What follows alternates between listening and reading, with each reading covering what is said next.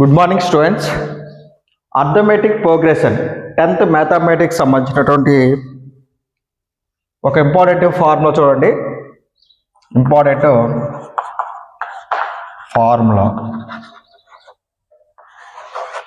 Formula ఇక్కడ arithmetic ప్రోగ్రెషన్లో short cut మనం ఏమంటే చెప్పండి, ఏపీ అంటారు కదా, ఏపీ. ఓకే, ఏపీ అంటే అర్థమెటిక్ ప్రోగ్రెషన్.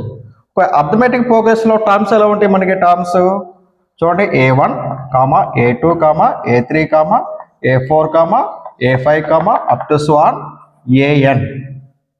ఓకేనా?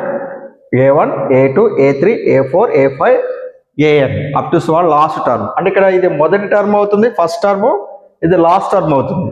సో దెర్ఫోర్ ఈ ఏపీని ఎలా రాస్తారంటే, ఏపీని it can be written as. ఏపీని ఎలా రాస్తారంటే చూడండి, ఎలా రాస్తారు? A1 బదులు A2 బదులు చూడండి A ప్లస్ డి, A3 అంటే ఎంత? A ప్లస్ 2D, A4 అంటే ఎంత? A ప్లస్ 3D, A5 అంటే ఎంత? A plus 4D. అట్లా లాస్ట్కి ఎలా రాస్తారు చెప్పండి? ఇది A ప్లస్ n-1 ఇంటూ డిగా రాసుకోవచ్చు మనం. ఓకేనా? 10th క్లాస్ స్టూడెంట్స్ అంటే ఇలా రాయకుండా ఇలా రాసుకుంటాం. చూడండి, ఏపీ టర్మ్స్ అంటే A1 is equal to A term, A2 is equal to A plus D, A3 is equal to A plus 2D, A4 is equal to A plus 3D. ఇక్కడ 4 ఉంటే 3 ఉంటుంది, 3 ఉంటే 2 ఉంటుంది, ఒకటి తగ్గుతుంది. 2 అంటే 1 ఉంటుంది, ఇక్కడ 1 ఉంటే 0 ఉంటుంది. ఇక్కడ A5 అంతా A ప్లస్ 4D, ఒకటి తగ్గించాలి. ఓకేనా? A6 అంటే అంతా A plus 5D up to A10 ఎంత చెప్పండి? A10 A plus 9D up to A20 easy కూడా చెప్పండి, 20 టర్మ్ A ప్లస్ 19D. ఓకేనా? లాస్ట్ టర్మ్ వద్దాం. లాస్ట్ టర్మ్ AN ఈజీ కూడా ఉందా? A plus n-1 into D. ఇది nth term of AP. nth term of AP is equal అంటే AN is equal A plus n-1 into D. దీంట్లో ఏ అంటే ఏంది, ఇక్కడ ఎన్ అంటే డి అంటే ఏంది, ఎన్ అంటే ఏంది రాసుకుందాం మనం. ఓకే, ఇక్కడ మనం nth టర్మ్ లాస్ట్ టర్మ్ ఇది ఏఎన్ అన్నాం కదా, దీన్ని మనం లాస్ట్ టర్మ్ కూడా అంటారు. ఓకేనా? సో ఏఎన్ ఈజ్ ఈక్వల్ ఎంత? ఇది లాస్ట్ టర్మ్కు చూపిస్తారు. ఓకేనా? లాస్ట్ టర్మ్ అన్న nth టర్మ్ అన్న ఒకటే. ఓకేనా?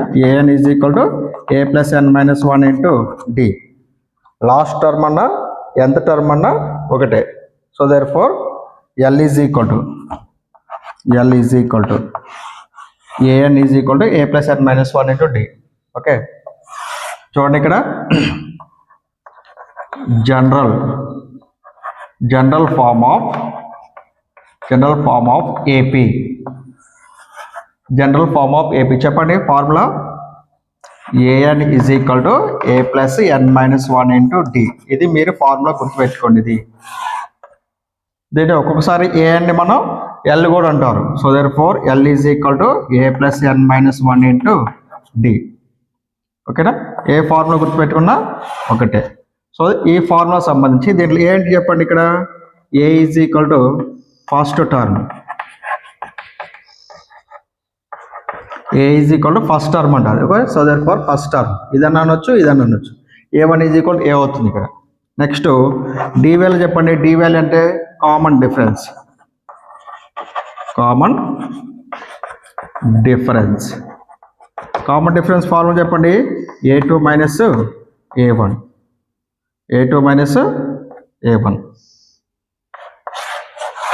నెక్స్ట్ ఏఎన్ అంటే చెప్పండి. ఏఎన్ అంటే ఎంత? AN లేదా L is equal to AN is equal to nth term of AP. ఓకేనా? ఏ అంటే ఫస్ట్ టర్ము, డి అంటే కామన్ డిఫరెన్స్, ఓకేనా? ఎన్ అంటే nth టర్మ్ ఆఫ్ ఏపీ. ఓకేనా? మనకి ఏపీ కనుక్కోవాలంటే, nth టర్మ్ కనుక్కోవాలంటే మనకి ఏం కావాలి? మ్యాక్సిమం ఏ వాల్యూ కావాలి? మనకి డి వాల్యూ కావాలి మనకి. ఓకే, దీని మీద మనం ప్రాబ్లం చేద్దాం.